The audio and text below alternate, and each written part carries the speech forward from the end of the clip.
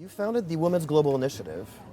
You say that the mission of this initiative is to enhance the lives of women for profitable and purposeful engagement. Could I ask you to tell us more about what you mean by profitable and purposeful engagement? Well, it's actually profitable, purposeful, and social engagement. Okay. I worked with quite a few nonprofits for women around the world.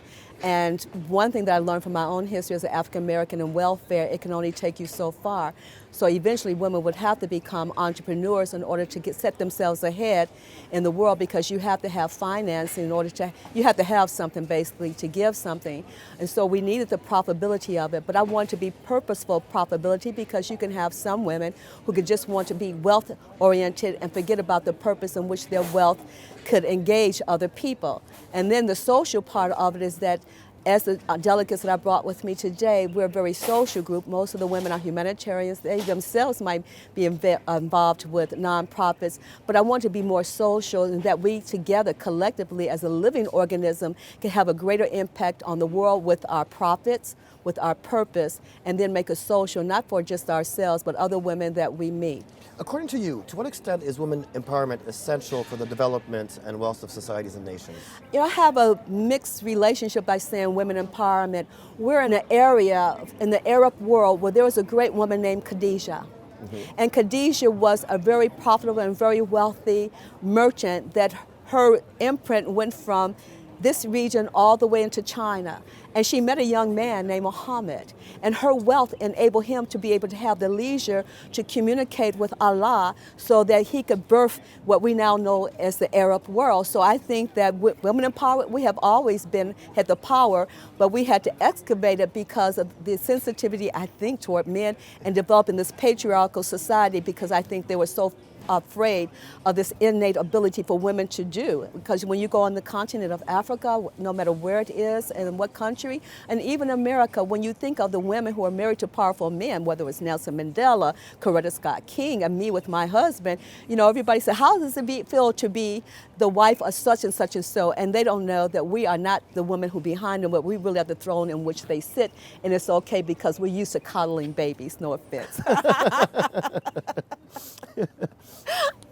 No offense to the man. No don't offense. worry, no okay. offense taken. What obstacles do you see women face when they want to excel in their careers, in the workplace, in their lives?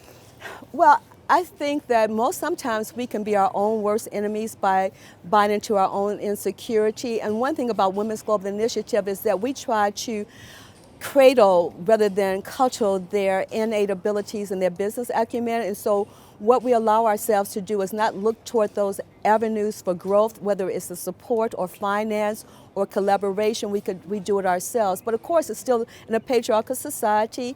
I mean, it's been forever. And so brick by brick, we have to take that thing apart.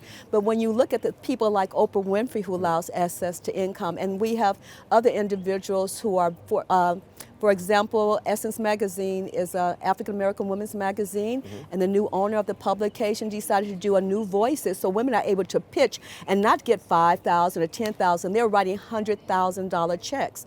And that not only inspire the women, but also give them resources to share with other women or to collaborate to grow whatever that entity that was that they had to build. So I think that I'm speaking more on an optimistic rather than the negative vein of things, because I don't want to rehearse that which we have been.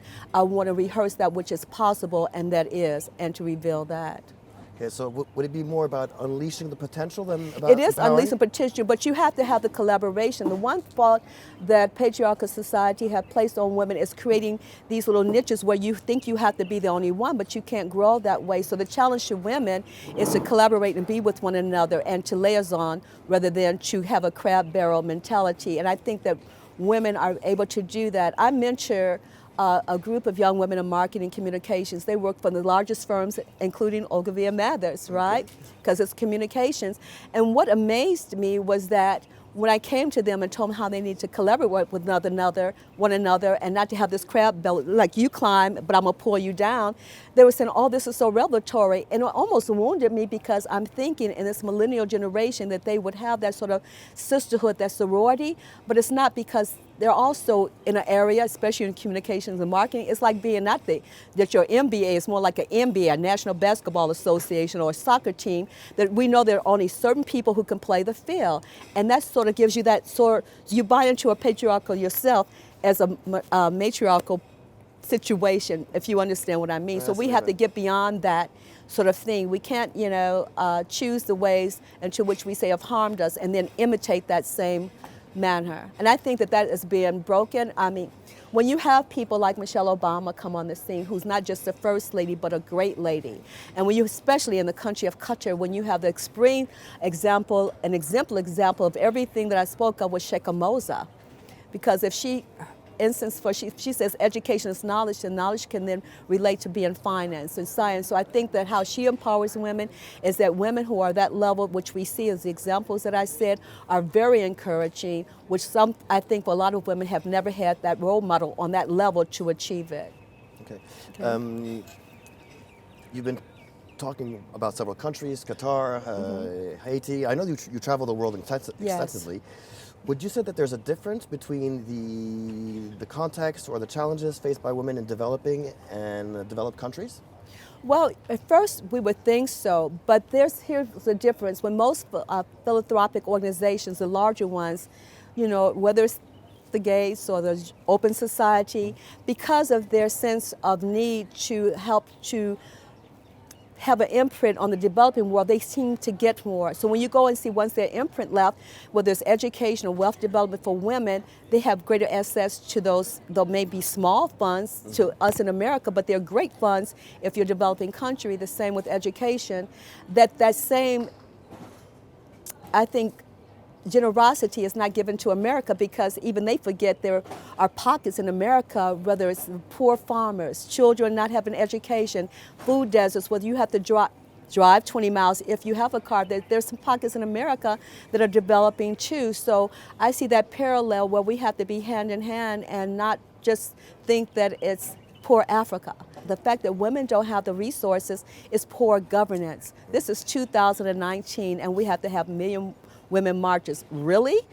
Our resources drive the economy around the world, no matter if you're poor or whether you're wealthy. Women power can really break or make. It seems flippant, but I think that we have to realize the economic power that we have around the world. If women didn't shop for one day in America, we could destroy the commerce there in our country. I think I have to talk to financial people, but I believe so.